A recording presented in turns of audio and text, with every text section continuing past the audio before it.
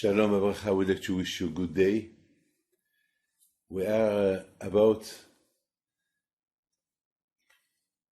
24 hours before Rosh Hashanah, and how we prepare ourselves for this Rosh Hashanah.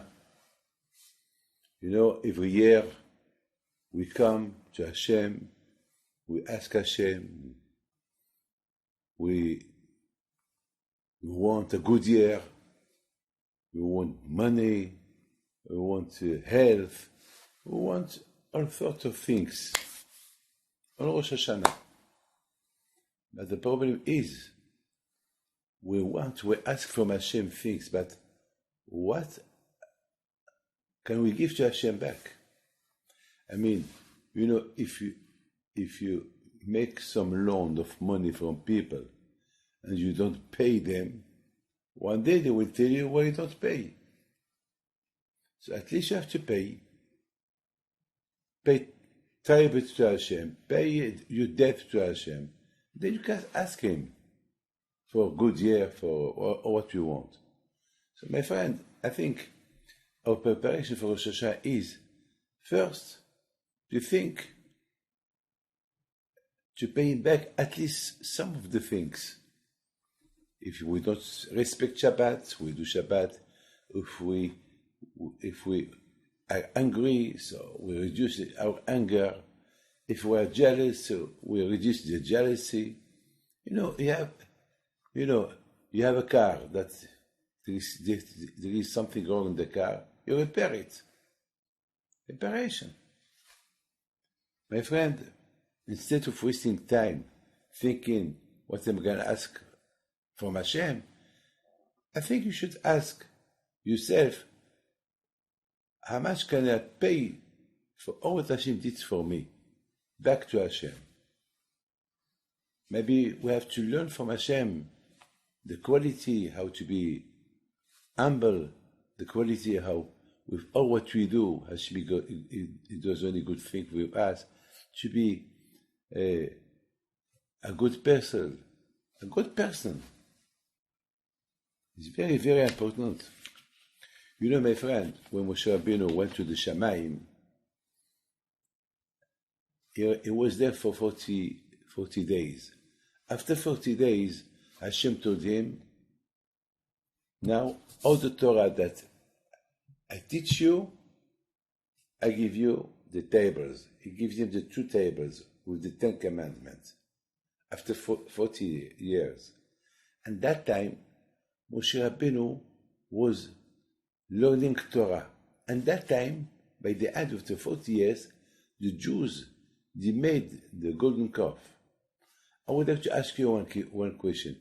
Why did Hashem not tell Moshe Rabbeinu, let's stop now before the Jews do the golden calf? I mean, why Hashem, he carry on studying Torah with Moshe Rabbeinu, and why at the same time the Jews down there, they were doing the golden calf? I don't understand. Besides this, Hashem, he told the Jews not to do idolatry, and they did idolatry. So why Hashem he gives the 2 tables to Moshe Rabbeinu? Why the Jews they did the idolatry? I don't understand. If somebody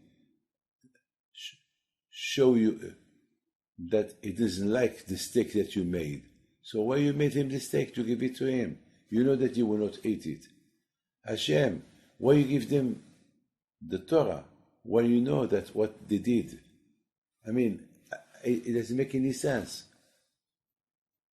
The Jews do the golden calf. Moshe Rabbeinu, he doesn't know about it. How Hashem didn't let him know until they did it. So he told him, I don't understand. Second question is, even more, why Hashem gave the 10 commandments to Moshe Rabbeinu? I mean, the Jews did exactly the opposite, what it's written in the 10 commandments. Don't do a golden calf, don't do idolatry. That's what they did. So why Hashem give them the Torah? My friend, I would like to say something beautiful. This is the quality, the good quality that Hashem has. Hashem, he thought, Moshe Rabbeinu now is studying Torah.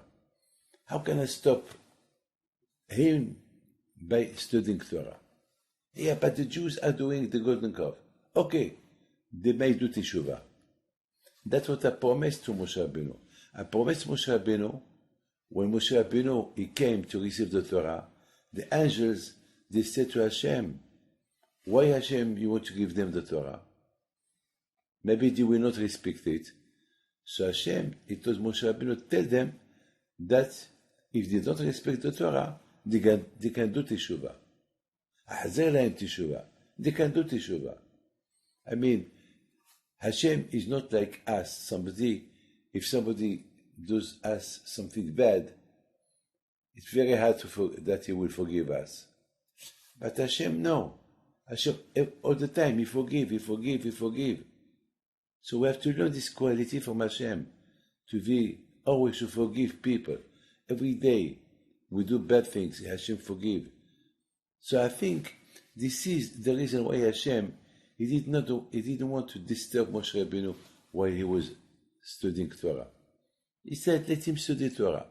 What about the Jews that are doing the golden calf? Okay, it doesn't matter. They will do teshuvah for that, and I will forgive them, as Hashem did. And why Hashem he gave the Torah at that moment? That he saw that the Jews, they did not respect the commandment, don't do idolatry, and they did it. Why he give? From here we understand as well how much Hashem is good. Hashem, with all the bad things that people can do, Hashem remained to give them life. Look, I want to tell you something incredible.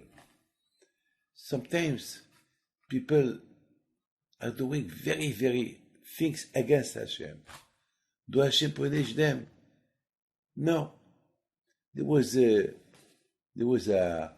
one day Rabbi Isai Salanter, he had a student boy that he was very, very connected to him. And one day Rabbi Isai Salanter, for a few years, he was traveling.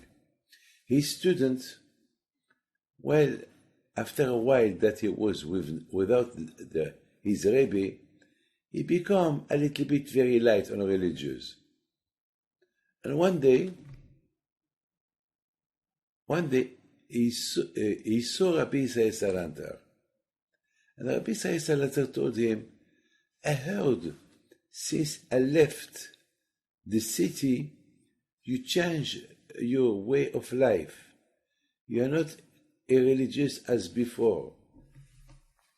And I heard that your daughter, she's not religious at all. What happened? In a few years, you changed completely. You were at Tzaddik a few years ago while I was here. And since I left you, you became another one. So I told him, well, life changed. Rabbi Isai said, life changed? Why life changed? Life never changed. You changed. All what Hashem created never changed. The sun, the moon, earth, rain, you changed. So, Rabbi Isai Salanter alav shalom, he asked him, he told him, why did you change? He said, well, Rabbi, one day I was in a restaurant and I saw a man was eating at a steak that he was taref, was not kosher. And I thought that he's gonna die. And he didn't die. He was drinking wine, not kosher, and he didn't die. I saw people not respecting Shabbat, and they didn't die. I thought the Torah said, if nobody don't respect mitzvot, they will be punished right away. So Rabbi Isai Salanter explained to him. He told him, Hashem never punished right away. Hashem will forgive. You know that. You know that Hashem will give us. Elul, the month of Elul, to do Teshuvah. He gave us Rosh Hashanah to Rosh Hashanah. Rosh, that means the head. Hashanah is from the word Shinui, change. Hashem give us few days a year that we can change our compartment and to become like if you just now we receive the Torah. By doing Teshuvah, we become a new person, a new man. If Hashem will punish every day, everyone who do a sin, there be no word. This is the greatness of Hashem, that He forgive. So my friend, that's why Hashem, He did not hesitated from not giving the 10 Commandments to Moshe Rabbeinu. Even that in the Torah it's written, don't do idolatry. And the Jewish people did idolatry. Hashem, he supported his anger. He controlled his anger against the Jews. And he gave them the Torah. And then he forgave them. You know, my friend, Hashem, he could have keep the 10 Commandments and not give it to Moshe Rabbeinu. But Hashem is the best. Hashem is so that Moshe Rabbeinu, he came to the Shamayim for the Torah, and he remained 40 days and 40 nights. He did not drink, he did not eat. He didn't want to hurt him, to go down without the Torah. It's not his fault. He did nothing wrong. Why to punish him? This is the greatness of Hashem. So that's what we have to be. On Rosh Hashanah we have to change. We have to be other person. Hashem, what a patience he had. What a patience he had. He could have stopped Moshe Rabbeinu, stop and get out. Look what the Jews are doing. Not to give him the Torah, nothing. Hashem, he didn't want to do that. Because Moshe Rabbeinu, it's not his fault. It's not his fault if the Jewish people did what they did. And besides it, there is Teshuvah. They can do Teshuvah. So my friend, Rosh Hashanah, it is the day of the judgment. And we have not to waste time. Time, it's running now. We have still few hours left, which we have to take the opportunity to use them well and right to Be'ezat Hashem, that Hashem can give us a mercy. My friend, you know, a few times in my life, I was sitting in front of a judge for a few things. And of course, I didn't go to the judge without my lawyers, without evidence that I did nothing. And then the judge will try to see if I am a liar, if they have evidence against my evidence. But with Hashem, it doesn't work like that. There is nothing to show him. You cannot lie to him. He's a judge that he knows everything. So it's not a joke. It's a real thing, Rosh Hashanah. But Hashem is very, very, very nice to us. He gives us the opportunity to do Teshuvah. Yes, to do Teshuvah. And Hashem forgive. Yeah. And Hashem, He's misericord. So we have to be like Him. The same way that He forgive us for the bad things that we did, we have to forget bad things that we did to our friends. Make peace, make shalom. There was a man that he was, for 2 years, was fighting with his mother-in-law. And there was no shalom. All the time, fight. A few days ago, I told him, basta, you have to do shalom with your mother-in-law, that's it. But if enough. And he said, no. I said, but you cannot. It's impossible. You make your wife suffer. Yes, she can go to see her parent, but I don't want to see her parent. But what about the Chagim, Rosh Hashanah, Kippur? How can you pray to Hashem? Forgive me. Hashem will do to you the same way that you do to others. If you don't forgive to the others, Hashem will not forgive you. He said, okay, Rabbi David, I will call my mother. No, you call your mother-in-law. You invite her. Okay, I invite her for Rosh Hashanah. No, I invite her for Kippur as well. And ask her forgiveness. And then ask her to stay at your home till she decides to go. That's what Hashem does with us. This is all Rosh Hashanah and Kippur is about. And he listened to me. Yes. My friend, before Hashem he created the world, he created the Teshuvah. Because Hashem knows that the world cannot maintain his existence if we go against Hashem. And Hashem will not forgive. But Hashem give us Teshuvah, to say pardon, to say sorry. I will not repeat. I admit what I did. And to become a new one. So Hashem can renew you, can renew the world. My friend, look, last year we saw a big miracle in Morocco. We went to Morocco in the Hilula, and on Friday night, before we started the Shabbat, first miracle, we were in a big tent of few thousand people, and they wanted to light the candles, and I told them not to light the candles. There'll be thousands of candles in the tent, dangerous. I will light only 1-2 candles for everybody, Lechvot Shabbos. And Shabbos came, and we sing, we dance.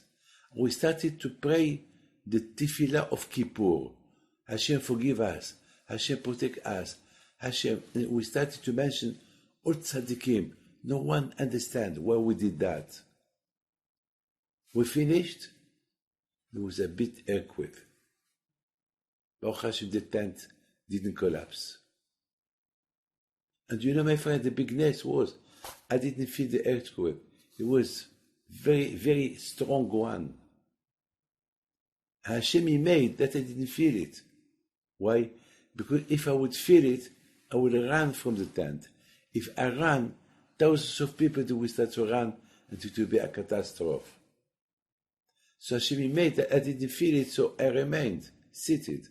So everybody remained seated. But everybody felt the earthquake on Friday night in Morocco. And the tent, it did not collapse. Bigness. It's impossible. It was a big earthquake of number 7 on Richter. 7 points. 7.2, something like that. Thousands of people pass away around Marrakesh. And you know something else?